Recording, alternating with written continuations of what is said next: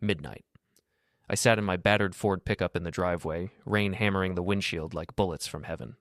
The engine ticked as it cooled, and through the thin walls of our colonial house, I could hear voices rising and falling like a fever dream. Before we dive deeper into this story, I have one small request. Please subscribe, drop a like, comment, and hit that hype button to boost this channel so more people can discover these incredible Reddit stories. My name is Jack Morrison, and I've been fixing cars for 23 years in this dying New England town. My hands are permanently stained with grease, my back aches from bending over engines, and my bank account reflects the slow death of small-town America. But tonight, none of that mattered. Tonight, I was listening to my world collapse. "Face it, Dad's a loser," my daughter Amelia's voice cut through the rain like a rusty blade. "Mom needs a man who can keep up with her success. Uncle Derek gets it. You don't." Uncle Derek. My wife Sarah's brother, the hotshot investment banker from Boston who drove a BMW and wore suits that cost more than I made in a month. The same Derek who'd been staying in our guest room for 3 weeks, supposedly between apartments, after his divorce. I'd found the hotel receipt in Sarah's purse that morning. The Lakeside Inn, room 237. 2 nights, charged to her credit card. The same nights she'd claimed to be working late at her PR firm. The front door opened, spilling yellow light across the wet driveway. Sarah appeared, her auburn hair perfectly styled, despite the late hour, her business suit crisp and commanding. At 45, she looked like she belonged in boardrooms and magazine covers, not married to a grease monkey from the wrong side of town. "Jack?" She approached the truck, her heels clicking on the pavement. "What are you doing out here?"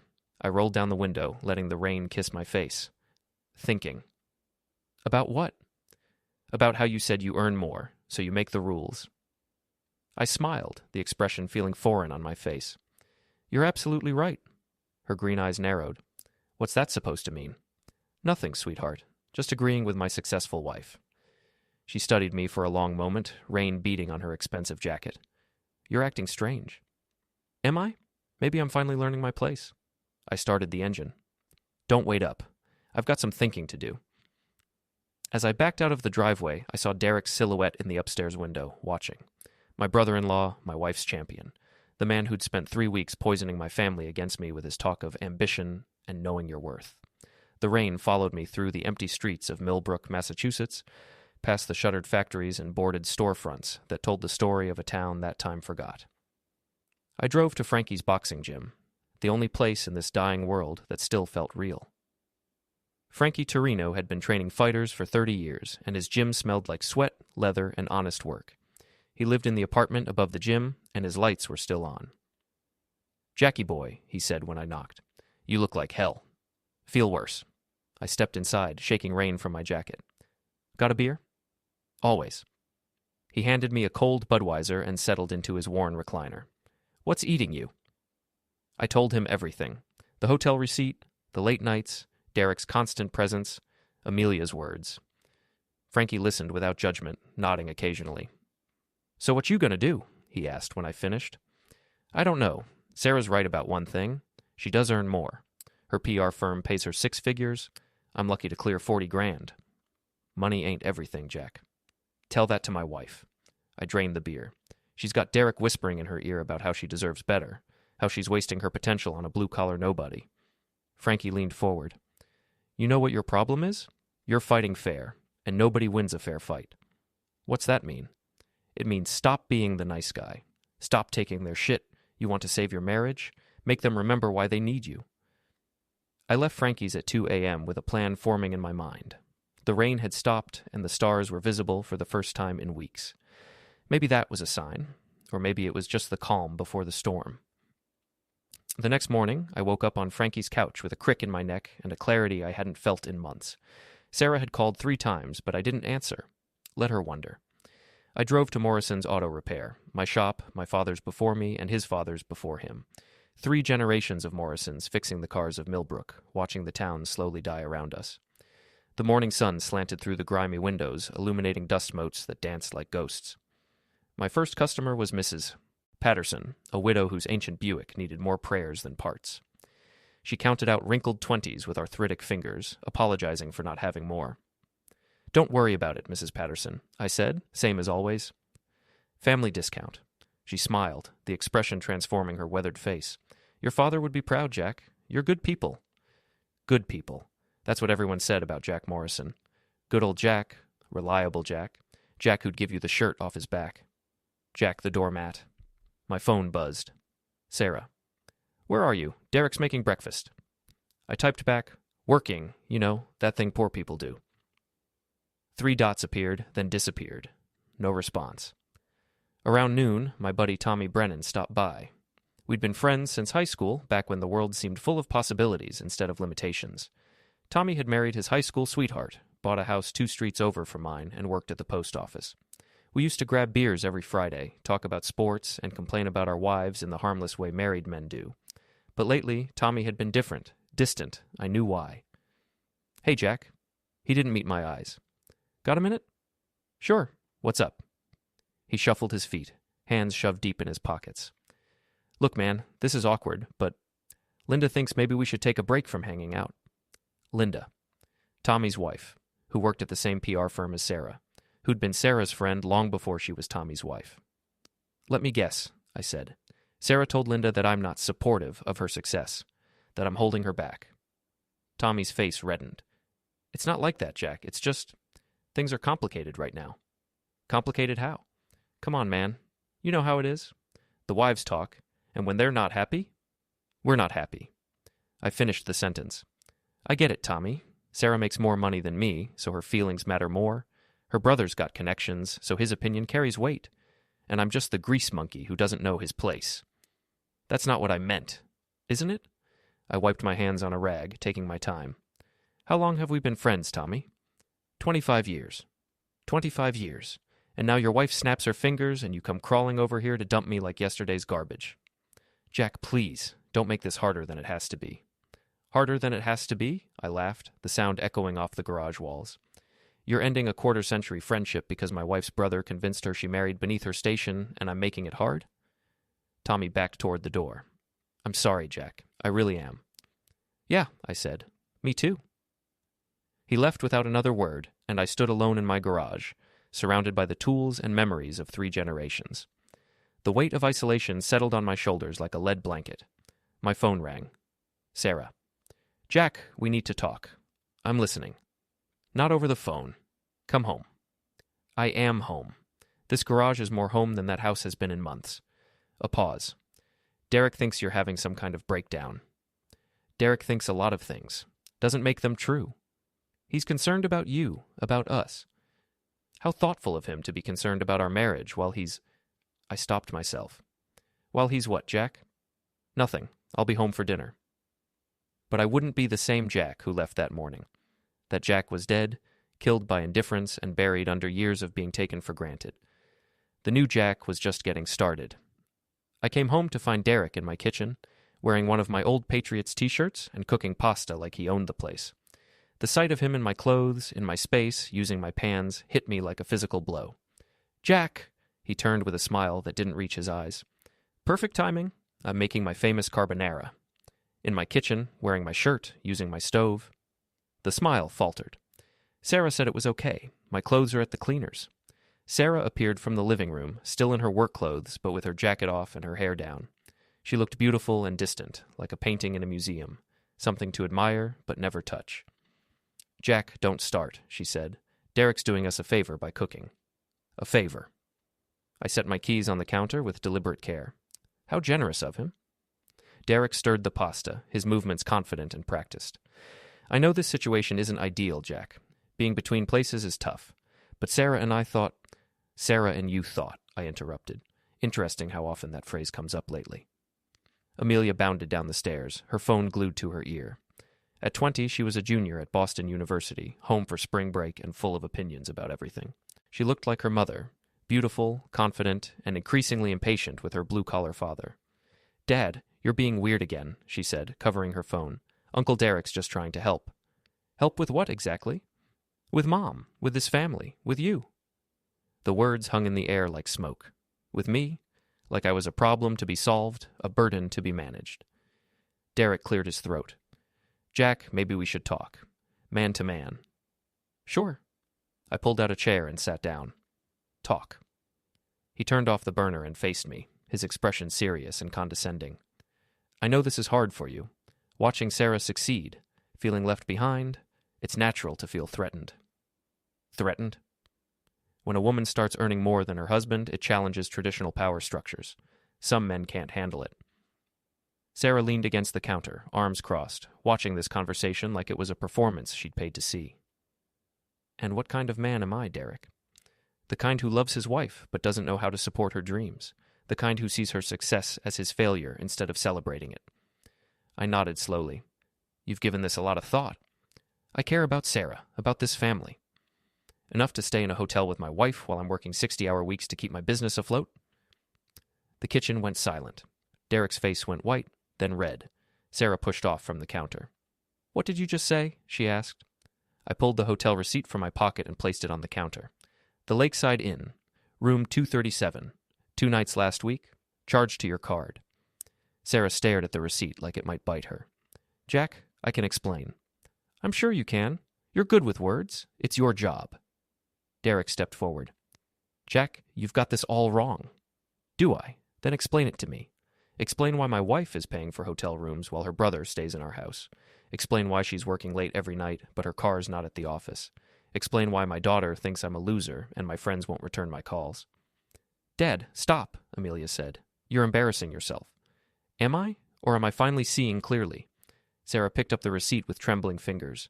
It's not what you think. Then what is it, Sarah? Because from where I'm sitting, it looks like my wife is having an affair with her brother while I work my ass off to pay for the privilege of being humiliated in my own home. The slap came fast and hard, snapping my head to the side. Sarah stood over me, her hand raised, her face twisted with rage. How dare you? She whispered. How dare you accuse me of that? I touched my cheek, tasting blood from where my teeth had cut my lip. So what is it then? Business meeting? Company retreat? Derek moved between us. Jack, you're upset. You're not thinking clearly. I'm thinking more clearly than I have in years. I stood up, and Derek took a step back. For all his expensive suits and Harvard MBA, he was soft, desk soft. I'd been working with my hands for 23 years, and it showed. The hotel room was for me, Derek said quickly. Sarah booked it because I needed a place to meet with someone. A woman. Someone I couldn't bring here. A woman. My ex-wife. We've been trying to work things out. Sarah was helping us by providing a neutral space. I looked at Sarah. Is that true? She nodded, not meeting my eyes. I was trying to help Derek save his marriage. By sneaking around behind my back.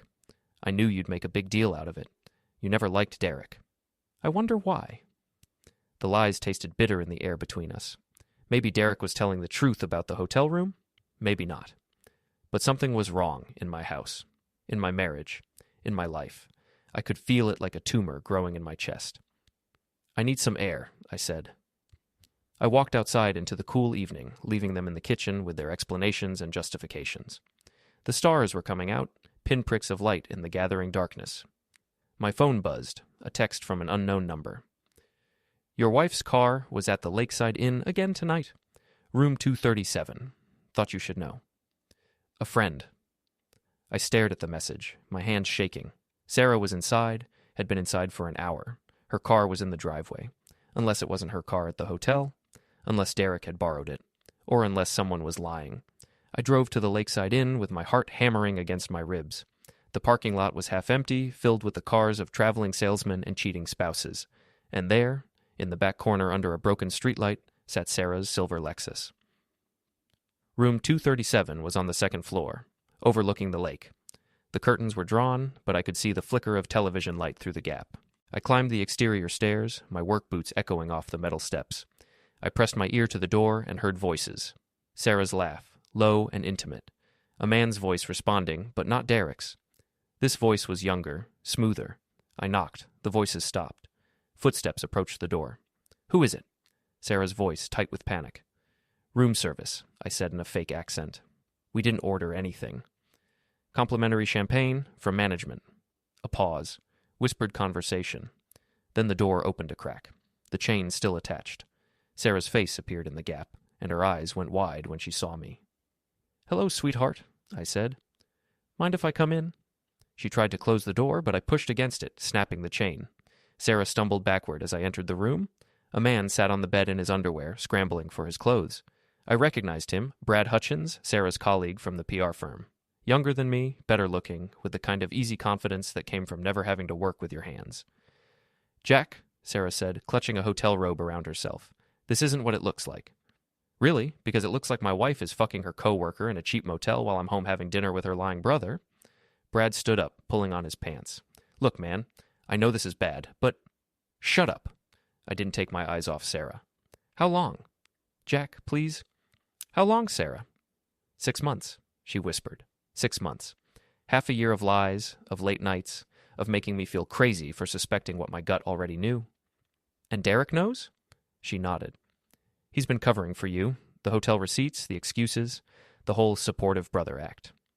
He's trying to help me figure things out. Figure what out? Whether you want to stay married to the loser who fixes cars for a living? Brad cleared his throat. Maybe I should go. Yeah, I said. Maybe you should. He grabbed his shirt and shoes and headed for the door, pausing to squeeze Sarah's shoulder. Call me tomorrow. Don't, I said quietly. Don't call her tomorrow. Don't call her ever again. He looked at me, saw something in my face that made him nod quickly and leave. Sarah and I stood alone in the wreckage of our marriage, the smell of sex and betrayal thick in the air. I want a divorce, she said.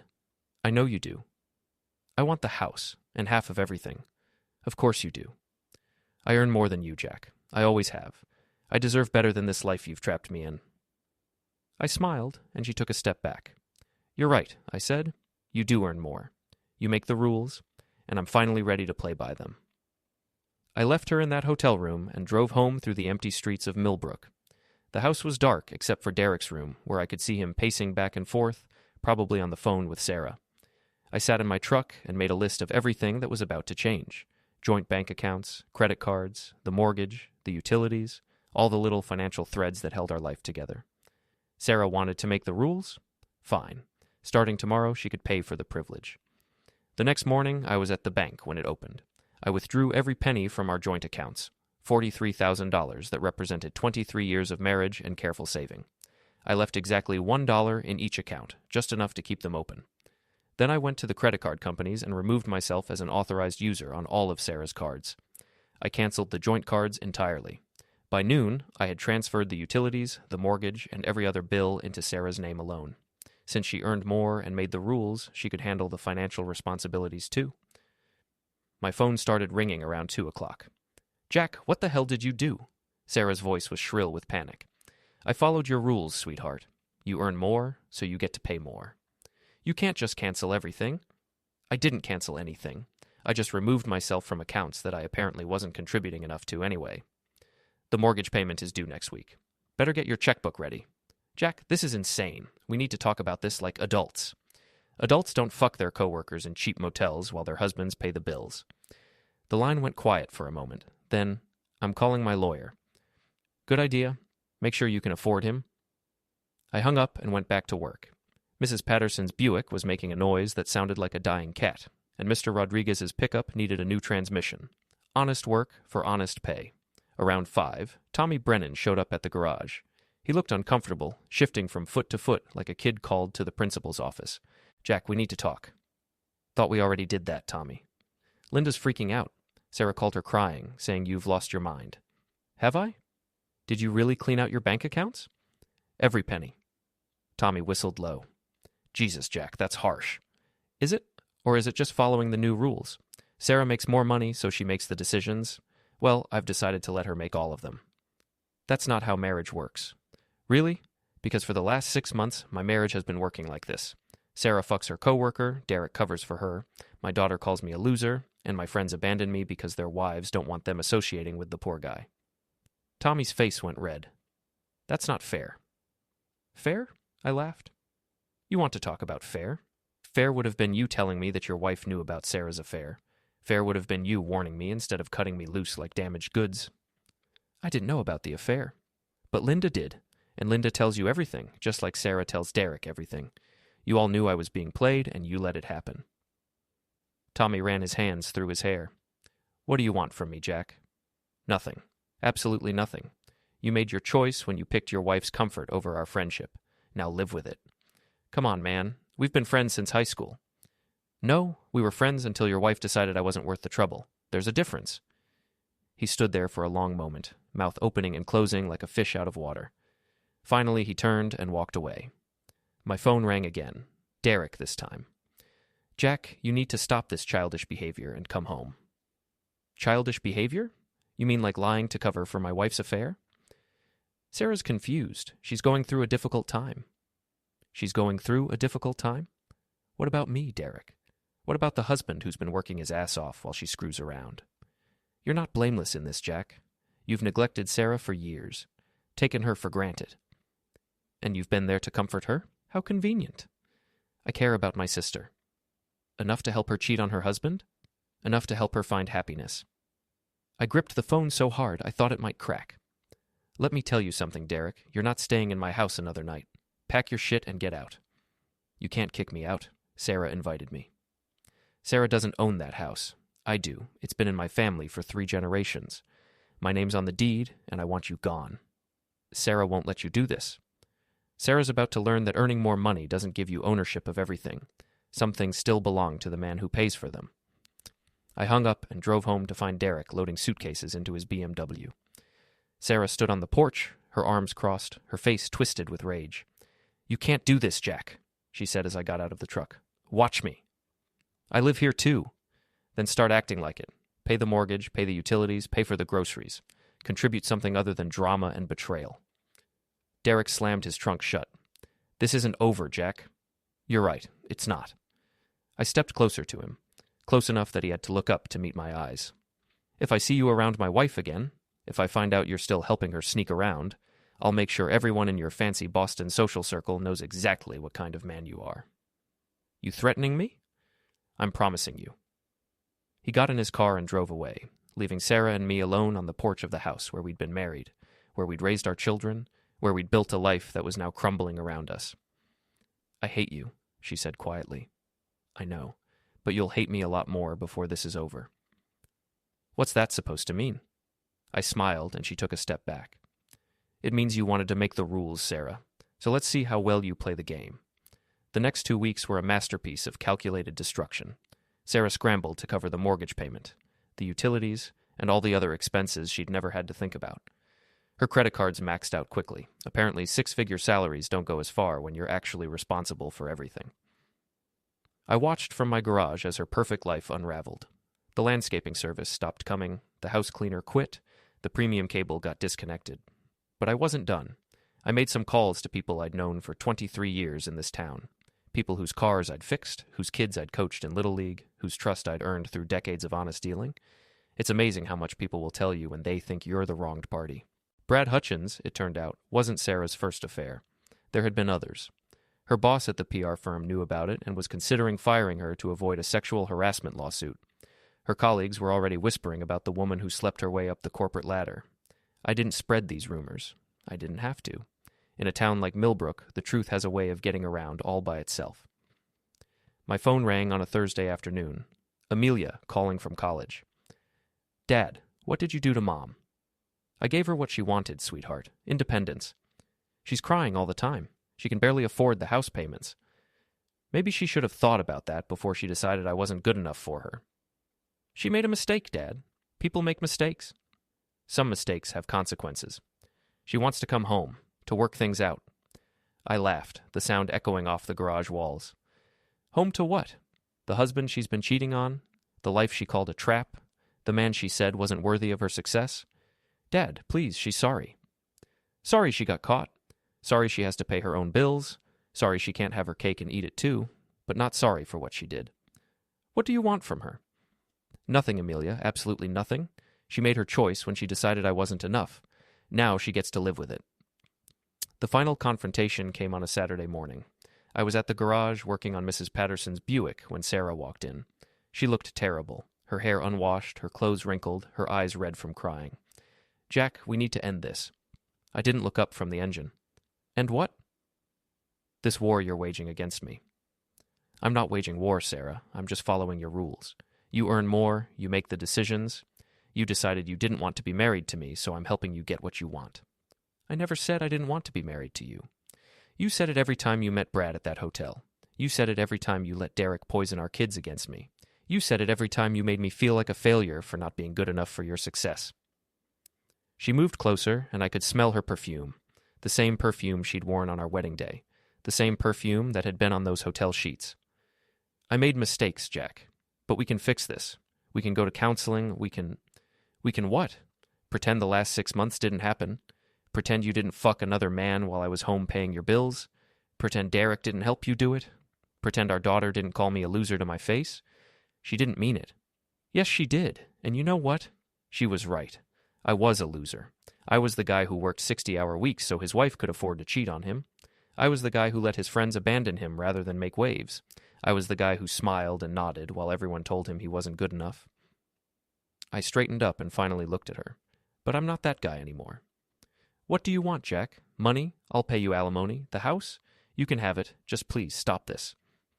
You still don't get it, do you? This isn't about money or property. This is about respect. This is about 23 years of marriage that you threw away because you thought you deserved better. I do deserve better. The words hung in the air between us like a confession. She clapped her hands over her mouth, but it was too late. There it is, I said quietly. The truth. You do think you deserve better than me.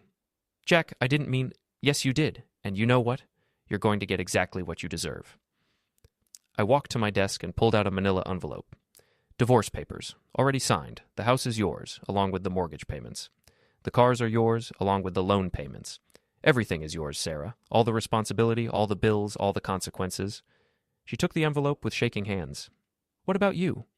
I'm moving into the apartment above Frankie's gym. I'm keeping the garage and my tools and my self-respect. Everything else is yours. Jack, please, I love you. No, you don't. You love the idea of me, the safety net, the backup plan, the guy who pays the bills while you figure out what you really want. But you don't love me. I walked to the garage door and opened it, letting in the morning sunlight. You said you earn more, so you make the rules. Well, here's my rule. Get out of my garage. Get out of my life. Go be the successful, independent woman you always wanted to be. She stood there for a moment, the divorce papers clutched to her chest, tears streaming down her face. I'm sorry, Jack. I'm so sorry. I know you are. But sorry doesn't fix 23 years of marriage. Sorry doesn't undo 6 months of betrayal. Sorry doesn't make me forget that my own daughter thinks I'm a loser. She walked toward the door, then stopped and turned back. What if I fired Brad? What if I cut Derek out of my life? What if I made it right? I smiled, and she flinched. You can't make it right, Sarah, because this isn't about Brad or Derek or even the affairs. This is about who you are.